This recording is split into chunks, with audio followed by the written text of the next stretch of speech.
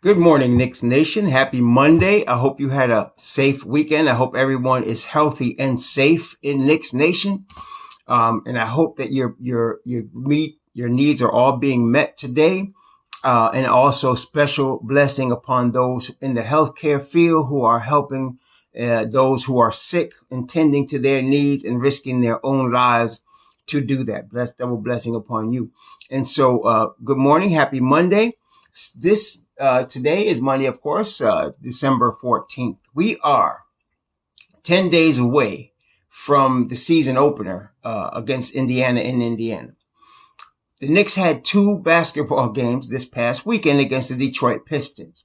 Now, before we get started, I did tell you guys Thursday, or was it Friday? I can't remember which one. But please don't overreact. This is preseason, y'all. It's preseason. Okay. Tom Thibodeau said last week, and he said over the weekend, he's not set on any rotations yet. He's trying to mix and match and see what he has. They've only had 5, from Sunday to the game Friday, they had 5 practices. They had a practice Saturday, and then they played again yesterday, and apparently they went through some things in a ballroom in a hotel or something. So they just started. It's really the beginning. And they have there's 10 days between now and the opener. They have 2 more preseason games, Wednesday and Friday at home against Cleveland. And so, don't read too much. And listen, I understand. I mean, as the NBA makes money in many ways. We talked about this before, but one of the ways that I don't think I mentioned before, like we talk about advertising and marketing and ticket sales and sales of merchandise and licensing rights to televise the games and so on and so forth. Millions and billions of dollars they make this way, right? But the way also the NBA markets is it highlights players, right?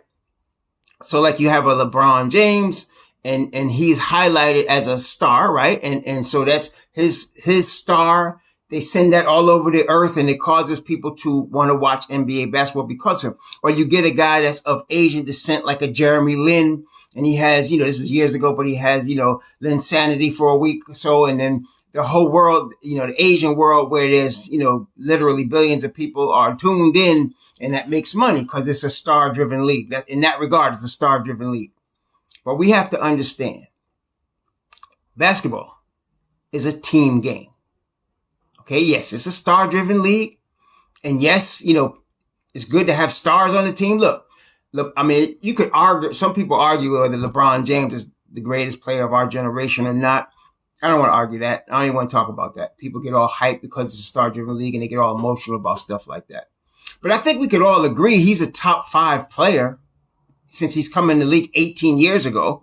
He's a top 5 NBA player, right? He's a top 5 player. And in 18 years in the NBA, one of the top 5 or even let's say 3 players in the NBA for that time has won 4 championships. 4.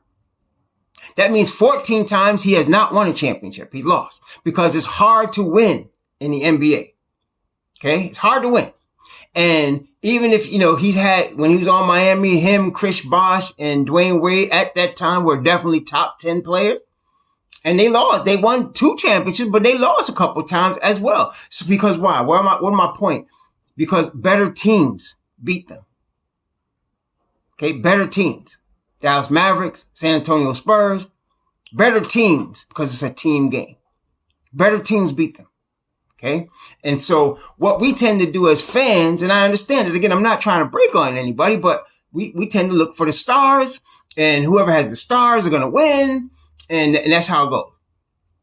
All right. Listen, you need talent to win the NBA, but you need to have a team.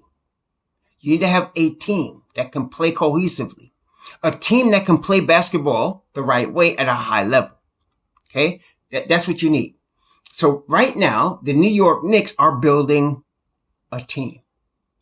Now, with the young players that you have, between your draft picks, generally, or maybe if you trade as if, as like in the Dennis Smith Jr. case, we traded and got a young player. We want to develop these players because it could be that one or two or three can become stars, right? You drafted R.J. Barrett. You hope, maybe he can become a star or a superstar, a top 10 player in the NBA. You don't know, right? Because you're trying to develop him. But in the meantime, when you're rebuilding, you're developing a team. It's like we mentioned this many times, but whoever puts on the San Antonio Spurs uniform, whatever their name is, that team's in the playoff conversation because it's a team. Miami Heat, same thing. Okay? Now, when they do pop and they blow up, you notice a Bam Adebayo, right? Or Tyler Hero, and that's the new star, right? Everybody wants to buy their sneakers and look at their posters and blah, blah, blah. But it doesn't start out that way. It starts out developing as a team. So here we are. 2 preseason games into the preseason. We still got 2 more preseason games. And then after the Friday game, there's still about 5 or 6 days before the opener. So the Knicks have a lot of work to do. So I don't want to get caught up. And I already told y'all, listen, I'm going to trust Tom Thibodeau. With regard to the lineups, whoever he puts out there, whether I like it or not, I'm not going to speak on it because I'm trusting his judgment on that. I'm not saying the guy is perfect. He's not going to make mistakes. Yes, he is. But I'm not going to doubt what he does. I'm going to let him, whoever he's out there playing in the rotation, I'm going to make the assumption they earn those minutes. Whoever didn't play didn't earn those minutes. Period. Okay? So I'm not going to speak on who he's starting and who the rotation is right now. What I do want to speak on, though, is areas that we were expecting the Knicks to play a certain way, areas of improvement, right? So, for example, the Knicks during the preseason, several players, including Tom Thibodeau, spoke about running, talked about running, getting up and down, running a fast break. This weekend, the Knicks did not do that. They did not do that. Now, generally, as I mentioned before, there's, when you're committing to becoming a fast breaking team, and I mentioned the teams from the past. We talked about the teams from the past, from the 87 team, and so on and so forth, how they ran and pressed and such. Well, the Knicks did not do that. In Friday's game, they had 11 fast break points. In Sunday's game, they only had 8 fast break points. Now, generally, you do 2 ways. I mentioned you do it off a defensive rebound, or if you're really committed to running, you do it even off mid baskets. You push the ball up the court very quickly off mid baskets. The Knicks did not do that very much. I looked up the top 10 fast breaking teams from last year in the NBA, and the 10th team averaged 14 points a game off fast breaks. The top teams, which are Toronto, Los Angeles, those type of guys, they average 18 points a game off fast breaks. The Knicks had 8 on Sunday and 11 on Friday. That's kind of bottom of the barrel type of situation.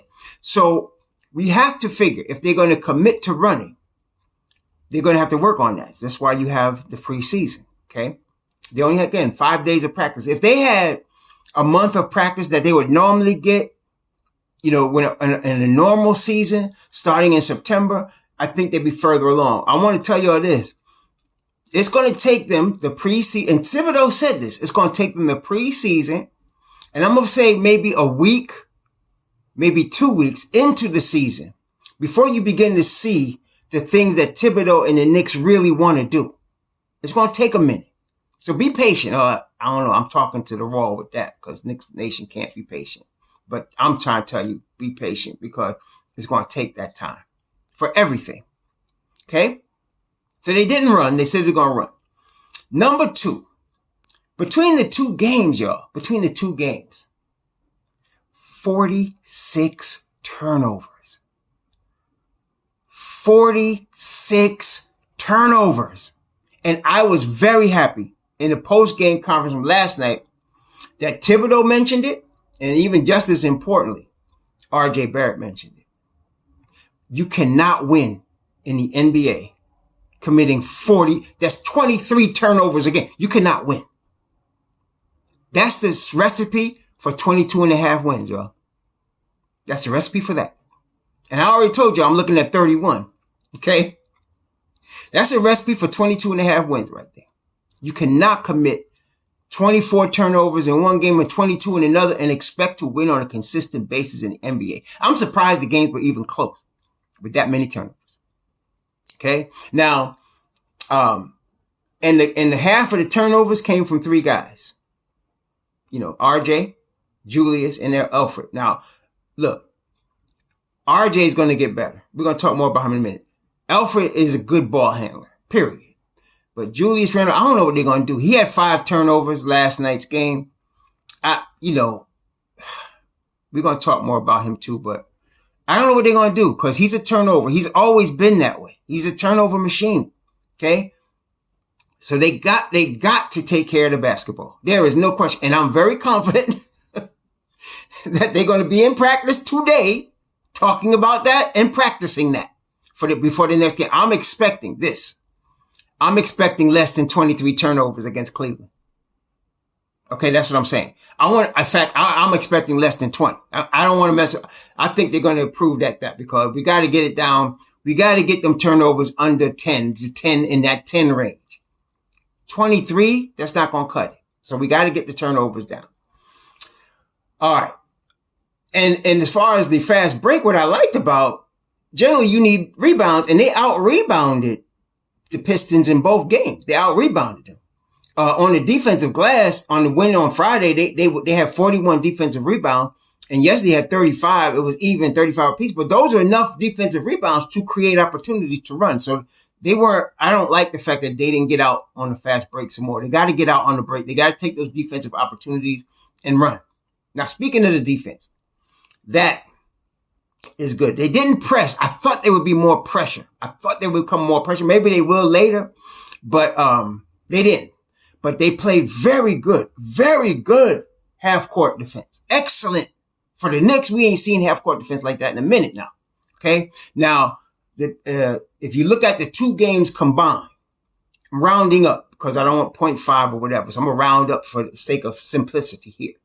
But the Knicks averaged 91 points in the 2 games and gave up 92 points in the 2 games. So they averaged 91 points a game and gave up 92 points a game. Again, I'm being simplistic. It's 90 point whatever and 91 point whatever. Okay, but I'm being simple here for the sake of this example. Now, if they average 91 points a game and give up 92 points a game, obviously that's a losing record, but that's a record that hovers around 500. In other words, somewhere around 31 wins. That's a record that averages, goes in that 500 range, between 31 and 35 wins.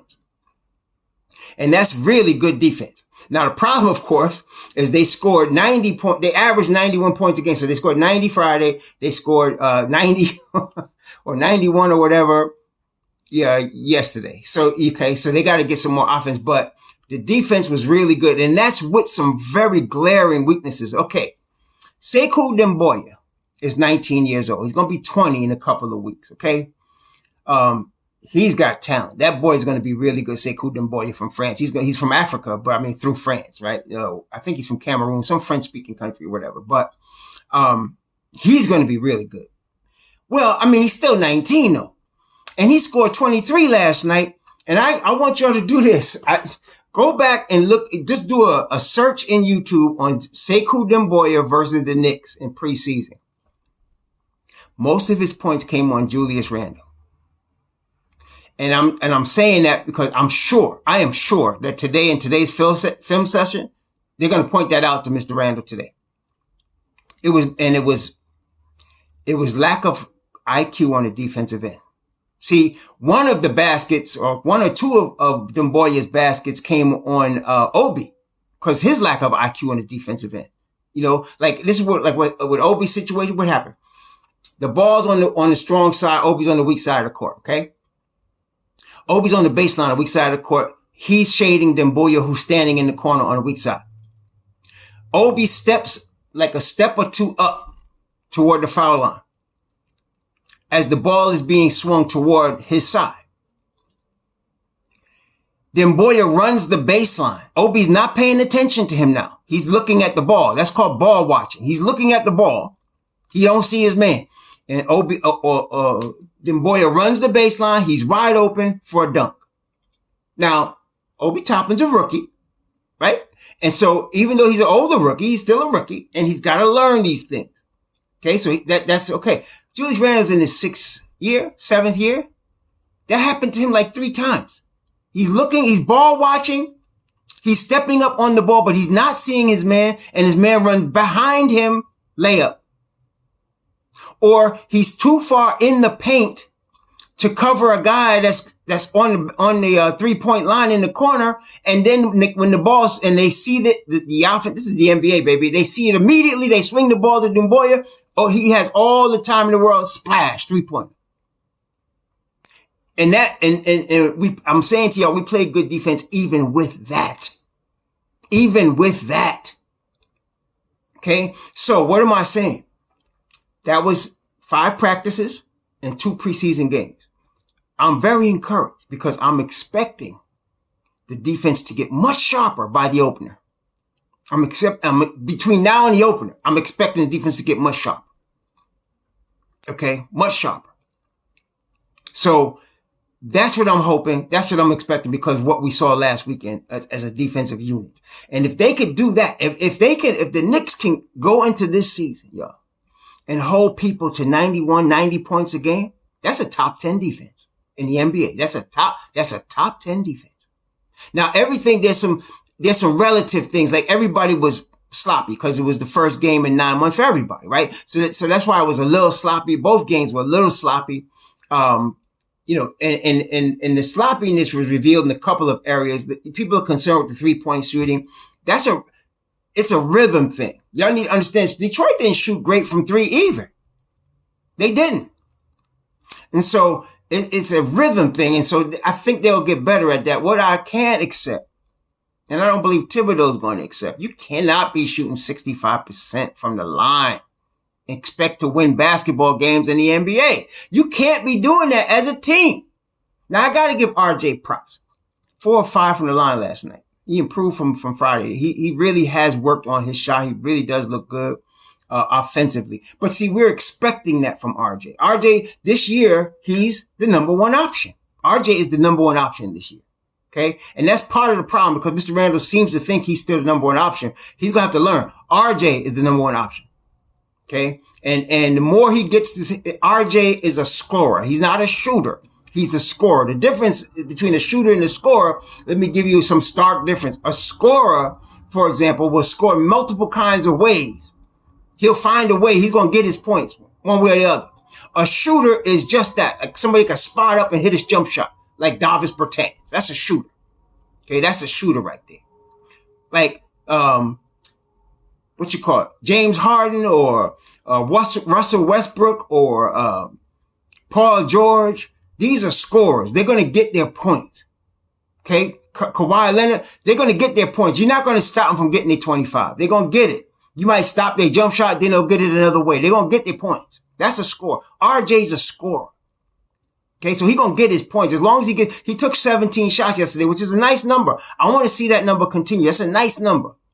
17 shots. So if he continues to get that every night, 17, I want to see him get between 17 and 20 shots. 20 is a little on the higher side for anybody, but 17 to 20, somewhere in that range, average maybe 18 shots a game. You're going to get 20 from RJ on a regular basis. And I like what he said when he first mentioned I had too many turnovers. He was right. He had some bonehead turnovers. Bonehead turnovers. That didn't have to happen. Even for a guy that's 20. Didn't have to happen. Okay? So I believe he's going to improve that. There's no question. Second, another thing. So they're good on defense. They're really showing that, and I'm expecting to be sharper. I'm not worried about the rotation. I'm not going to complain who gets minutes and who doesn't. I'm really not. I'm not going to do that because I'm trusting Thibodeau. He said you're going to earn your minutes. If you earn your minutes, you're going to earn them, period. And I'm going to tell you this. During the course of the season, you're going to see different players in there because some players are going to fade away. Some players, they all come out with gangbusters in the beginning, but some players are going to revert back to their regular thing and they're going to not play defense or they're going to loaf or whatever, and they're going to end up sitting. Because he's going to play the guys that want to play, okay? And then you got players that are going to improve. Let me speak of a player that I think is going to improve over the course of the season. That y'all may not because of the 2 freaking preseason games that everybody's judging. Kevin Knox. Kevin Knox looked terrible. I mean, he looked really bad Sunday. You remember what Thibodeau said? When Kevin Knox takes good shots, he makes them. That was his problem. He was taking bad shots. He was taking shots off balance. He was throwing shots up just to get the shot off. And that's what he did last year. He's got to learn. Good shots, man. Don't take a shot unless it's a good one. And you got, in order to get a good shot and be aggressive, and Thibodeau wants you to be aggressive, you got to be aggressive in getting to your spots where you can take a good shot. And he's still learning that. And I feel like over the course of this season, he's going to get better. Remember what I told y'all? This is his third season. You got to give him the fourth season. Maybe y'all don't want to do that. This is the year he's got to do it or else. No. When guys come in the league at 18 or 19 or they're 18 when they're drafted, you got to give them the 4 years to develop. And this year, Mr. Knox is going to learn how to really work hard to get to a spot where he can take a nice shot. Not rush, not sideways, not off balance. A nice shot. And he's still learning that. Okay. He may not get as many minutes as we thought at the beginning. I think he's going to develop during the course of the season. I'm not worried about Kevin Knox. I'm still not. Okay. Y'all need to stop tripping. So defensively as a team, they look good. They need to cut down the turnovers. Ball movement. Okay. Dennis Smith Jr. People are like, Dennis Smith Jr. is not a point guard. He shouldn't be a point guard. This is preseason. It's preseason. Stop tripping. What Dennis Smith Jr. mistake was during both games. And by the way, before I get on him at all, I got to commend Dennis Smith Jr. Dennis Smith Jr. was giving his all on defense. I have not seen that since that kid's been in the league. Since he got drafted by Dallas, I ain't seen him work so hard on defense. The boy is working hard on defense. And it's really good to see. So commend him for that. But offensively, what happened now is Dennis Smith is used to being able, with his athleticism, which we know is elite, get himself out of trouble when there's a double team. Get to the hole at will. He's used to doing that. What he has to learn, and I saw Thibodeau take him on the side, and I'm sure this is what he was saying. When that double team is coming, he's got to release the ball quickly. Why? When the double team is coming to one player, okay? Especially if it's a point guard.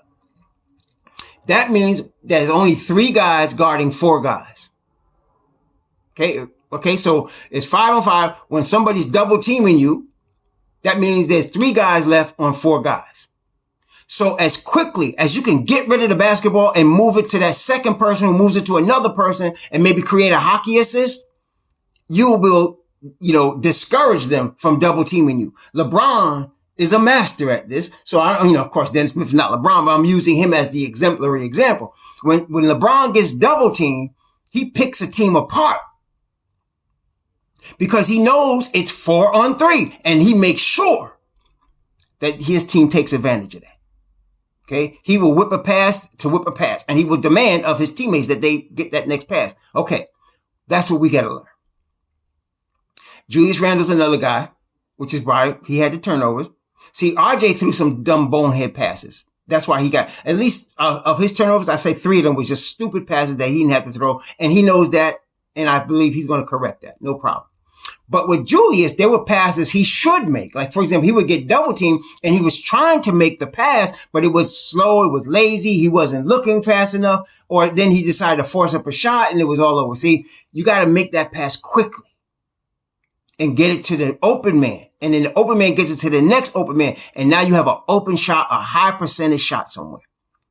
It wasn't just Dennis Smith, and it wasn't Dennis Smith's fault either, because what else was happening is Dennis Smith, see, Friday, they paired him with Frank.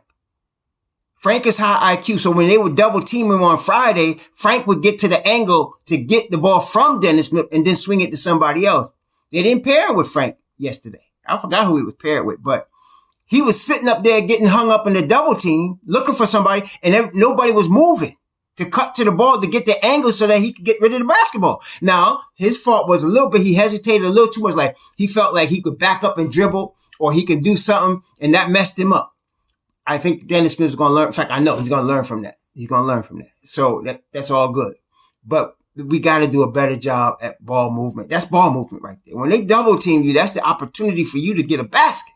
when you know ball movement and player movement.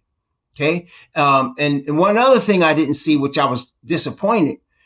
I was watching Dennis come down, or watch whoever. Sometimes it was Dennis, quickly, Frank, whoever it was coming down, and too many guys just standing around on the weak side of the court. So I want to see some more player movement, some more body movement on the weak side, off the weak side, cutters. I think you're going to get that. See, this is the thing. That's what I'm saying. This is the beginning. This is preseason. There's a lot of correcting to do.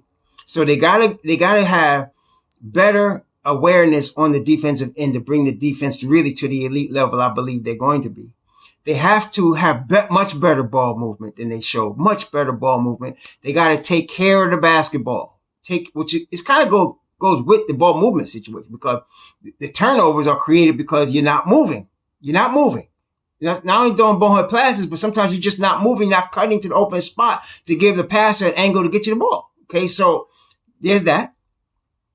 So those are the improvements that I think gonna make. And come on, 65% from the line, we can't have that. We just not on an NBA team. I can see individuals that can't shoot foul shots. Okay, but as a team, you're an NBA team. 72%, I think is the league average. You got to get that. Okay, come on. So there's the foul shooting, there's the ball movement, and then there's the defensive improvements that I think are going to make. And then, of course, they have to, if they're going to run, they have to run. Take advantage of the rebounds you're getting. I was surprised. I'm so used to the Knicks getting out-rebounded that I thought but they out-rebounded Detroit both games. Okay? And in this era of small ball, where you have a lot of small ball, they might be able to be a top rebounding team in the NBA with Nerlens Noel and Mitchell Robinson. They might be able to be a top rebounding team. So the key thing is it makes your fast break much easier when you get the defensive rebound, because now you're off and running, right? So, and then a couple of times, like Julius would get the ball off a rebound and he starts to dribble. Instead of the ball moves faster through the air than anybody dribbling it. It moves faster through the air. So if you get a defensive rebound and you want to get the ball on a break, you have to move the ball through the air.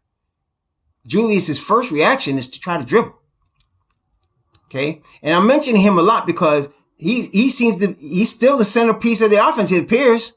So if he's going to be that, he's got to make these improvements. He's got to be more aware defensively, and he has got to get the ball out of his hands quickly. Now, when he's on the break and it's past half court and he wants to dribble toward the basket and make a strong move, okay. But when you get the defensive rebound and, you got to put that ball up the floor. It's got to get up the floor fast, very quickly. Okay. Very fast. Okay. All right. So one more thing. Emmanuel quickly. Okay. So we know Thibs doesn't like to play rookies a lot of minutes, and Emmanuel quickly only got like 7 to 8 minutes, yesterday. I'd like to see him on the floor some more. I like him and Frank together. The Knicks were down 15 when they put Frank in the game at the point guard spot. And then all of a sudden, the gap closed. And then when they put quickly in there, they got it to 10. They did very good. They got it to 10. They reduced. They were positive. Matter of fact, at halftime, I think it was only Quickly and Frank that were plus. Everybody was negative. Matter of fact, in the game, at the end of the game, those numbers looked horrible. I mean, at the end of the game, DSJ was negative 16. Mitchell Robinson was negative 15. Ooh, we got to do better than that. Okay. And, Mitchell Robinson, y'all saw where Blake got him up in the air and, he got the flagrant because he jumped, we know that was bad, but that wasn't really indicative of all of his 5 fouls.